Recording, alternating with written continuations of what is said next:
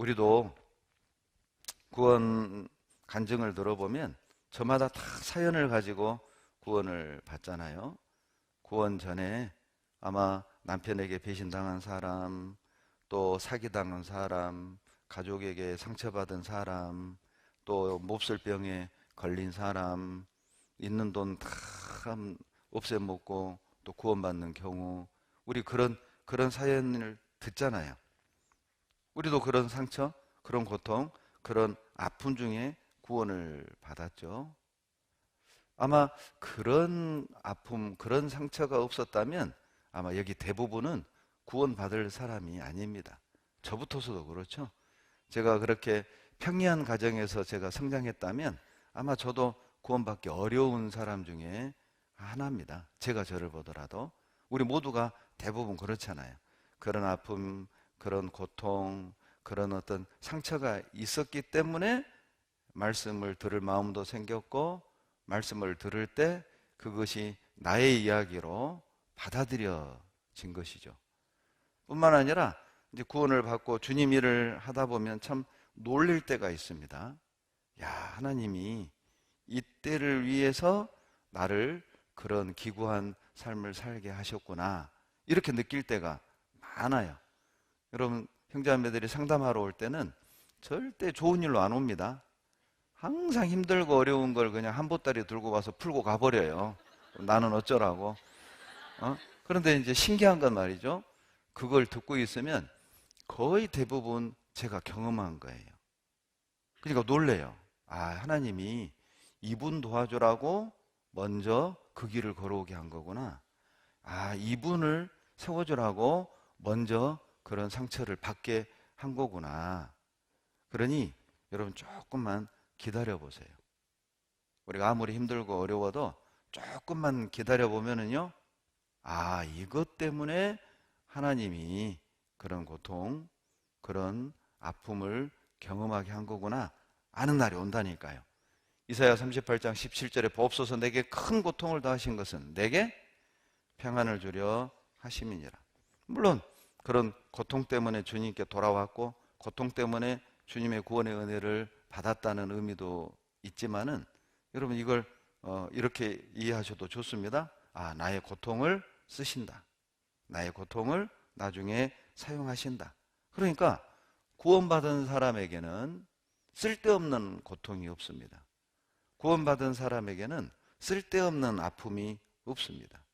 그리스도인에겐 쓸데없는 상처가 없다니까요. 우리가 경험한 고통, 상처, 그 아픔 속에는 분명히 하나님의 선한 계획이 들어있는 거예요.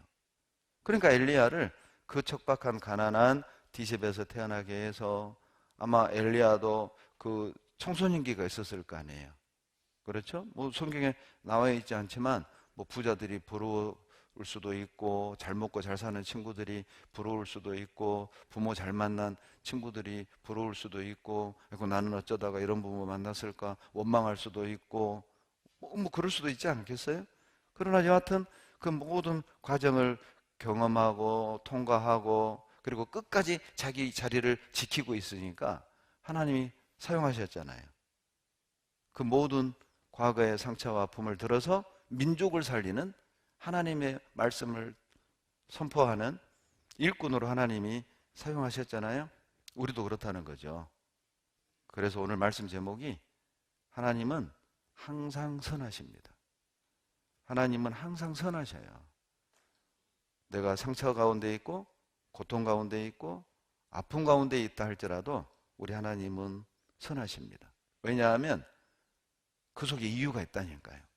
나의 아픔, 나의 고통, 나의 실패, 나의 상처 속에는 하나님의 목적이 있다니까요. 빌립보서 1장 12절에도 형제들아, 나의 당한 일이 도리어 복음의 진보를 이룬 줄 내가 알미라. 바울이 당한 일은 로마 감옥에 갇힌 거잖아요. 빌립보서는 옥중서신입니다. 로마 감옥에서 기록한 서신이거든요. 놀랍죠? 바울은 복음 전하다 감옥에 갇혔는데, 하나님 너무합니다. 세상에 나는 주님을 위해 사는데 왜 나를 감옥에 가둬요? 아니, 나는 복음 전하는데 왜 나는 늘 이렇게 힘들어야 돼요? 춥고 배고프고 헐고 굶주리고 거짓 형제면 강의 위험, 강도의 위험.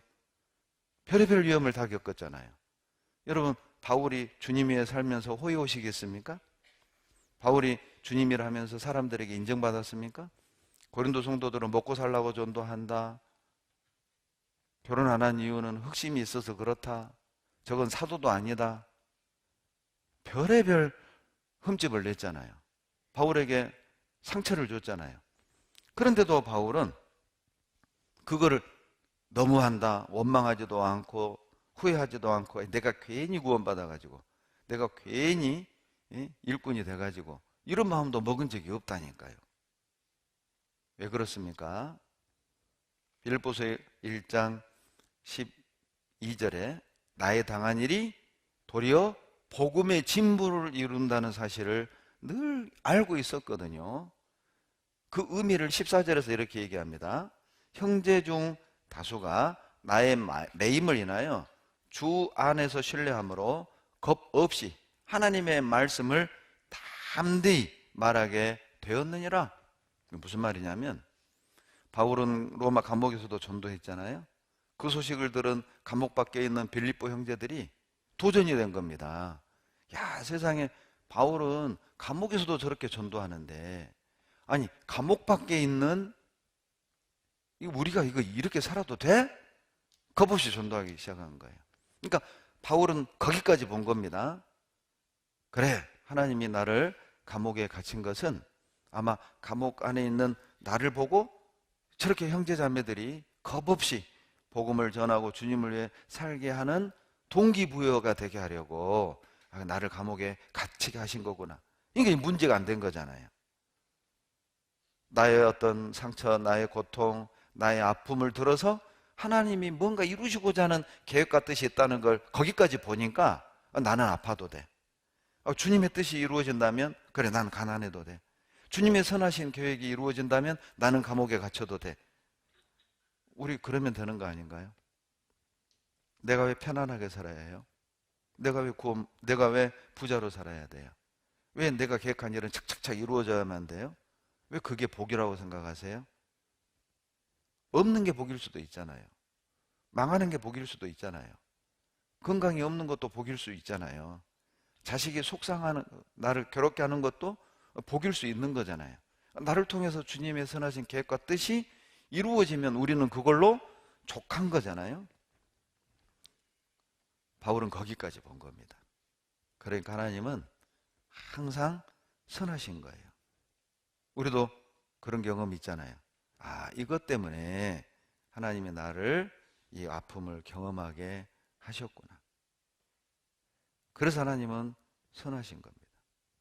우리도요, 지금 내가 어떤 벗어나고 싶은 환경이고 그냥 시간을 되돌릴 수만 있다면 그냥 되돌리고 싶을 지경으로 막 이렇게 괴로운 어떤 어려움 중에 있다면 그 속에 하나님의 선하신 계획이 있을 수 있습니다. 거기까지 보셔야 됩니다. 없는 것만 보지 말고 내 환경만 보지 말고 그 이면에 하나님의 선하신 뜻과 계획을 빨리 찾아보세요. 그러면 버틸 수 있어요. 요한복음 9장 1절로 보면은요, 날 때부터 소경인 사람이 있었잖아요. 제자들이 묻습니다. 선생님, 아니 이 사람이 누구 죄 때문에 소경으로 태어난 겁니까?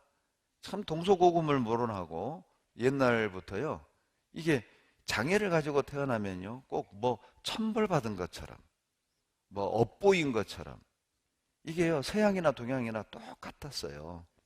이 당시도 예수님 당시에도 그랬거든요.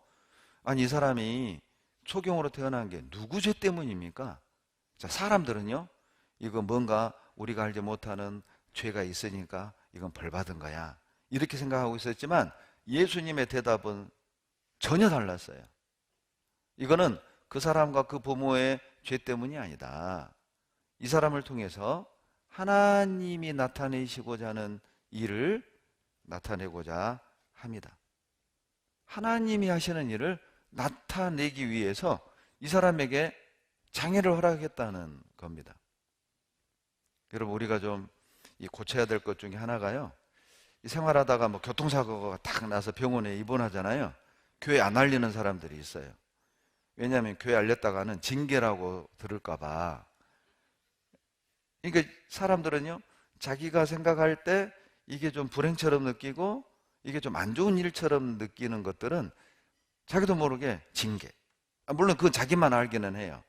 본인이 징계라면 징계인 건 맞습니다. 왜냐면 자기가 잘하니까요. 그런데 옆에 있는 형제자매가 신방 가가지고, 아니 사고 나서 갈비 부러지고 기부스해가지고 누워있는 사람에게 징계야 돌아봐, 안 그러면 이제 오른쪽 부러져, 뭐 그러면 절대 안 된다는 거죠. 징계는 본인이 징계라고 해야 징계인 거예요. 예, 물론 뭐 우리가 봐도 딱 징계인데 본인이 모르는 사람도 있기는 해요. 그러나 내버려 두세요. 오른쪽 부러질 때까지. 그럼 알아요, 그때 가서. 예. 그러니 혹시라도 이렇게 어려운 일이 있을 때, 어떤 불행이 닥쳤을 때 그냥 징계라는 생각으로만 부끄럽게 생각할 게 아니라, 하나님이 하나님의 일을 나타내려고 내게 허락하신 재앙일 수 있다니까요. 그러니까 기도 부탁을 해야 되는 거예요. 징계면 기도 부탁해서 빨리 회복이 돼야 되는 거고, 징계가 아니라면 기도 부탁해서 도대체 하나님이 이 일을 통해 뭘 나타내기를 원하는지를 발견해야 되지 않겠어요? 그러니까 이래도 기도 부탁해야 하고 저래도 기도 부탁을 해야 한다니까요. 혹시라도 우리가 그런 어떤 재난 중에 있다면 이거 하나님이 계획하신 선하신 뜻이 있을 수